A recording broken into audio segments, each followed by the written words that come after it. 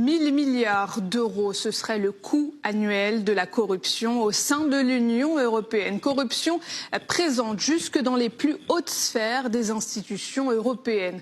Dans une enquête de Libération, on apprend que certains hauts responsables de la Cour des comptes européenne abusent tous azimuts. Primes de logement exorbitantes pour domicile fictif, notes de frais non contrôlées, absence injustifiée, mission non vérifiée. Un comble pour un organe censé surveiller le bon usage des deniers publics européens. 27 membres de la CCE sont obligés de vivre en permanence dans le Grand-Duché ou à la frontière, exactement comme les membres de la Commission doivent habiter à Bruxelles. C'est là que doit se trouver le centre de leurs intérêts familiaux. Ils reçoivent pour ce faire une indemnité de logement mensuelle de 15% de leur salaire. 22 430 €, 24 000 pour le président, soit une prime comprise entre 3 364 et 3 600 €. À cela s'ajoute un pécule de 40 000 € pour les frais de déménagement et d'installation. Le président, justement, c'est Klaus Heiner Lehne, un ancien député européen allemand proche de la CDU d'Angela Merkel. Un appartement figure à son nom au Luxembourg, mais l'homme ne viendrait sur place que pour les réunions où sa présence est obligatoire, soit 1 à 2 jours par mois environ.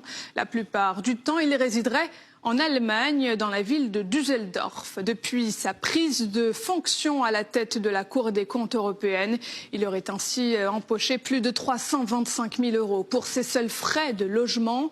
325 000 € en guise d'APL, aide personnalisée au logement, en quelque sorte. Tout ça pour ne pas habiter dans le dit logement.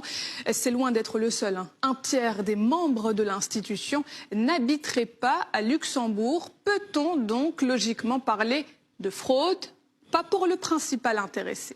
La plupart des allégations portées dans l'article publié par Libération sont fausses. Les déclarations sont non fondées et non véridiques. Comme l'appartement mesure 160 mètres carrés, j'en ai sous-loué une partie. Où et avec qui je vis au Luxembourg relève de mes affaires privées.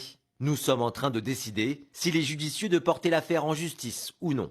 Klaus Heiner Lehne s'est aussi dit prêt à fournir des documents à 2 membres de la commission de contrôle budgétaire, mais tenez-vous bien, se refuse à soumettre la Cour à un audit indépendant, raison invoquée par ce contrôleur en chef ne souhaitant pas être contrôlé.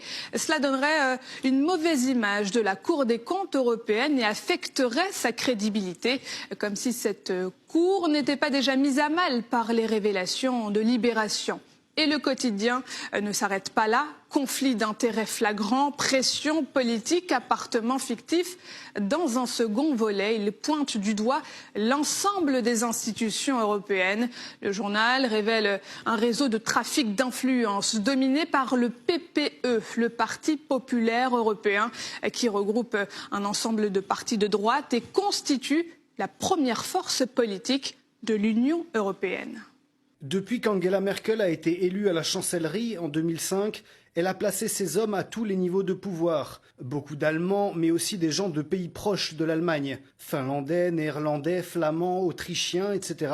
Ces gens fonctionnent entre eux, ils vivent dans une bulle et la facilité des moyens qui leur sont octroyés et de l'utilisation de ces moyens leur fait perdre toute éthique quant à l'utilisation de ce pouvoir. C'est cela que je démonte. C'est un État PPE qui vérole l'Union européenne.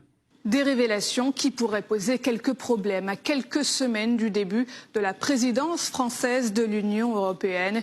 Emmanuel Macron comptait sûrement sur cette vitrine pour briller sur l'échelle européenne à des fins électoralistes, puisque l'élection présidentielle française a lieu en effet dans moins de 5 mois.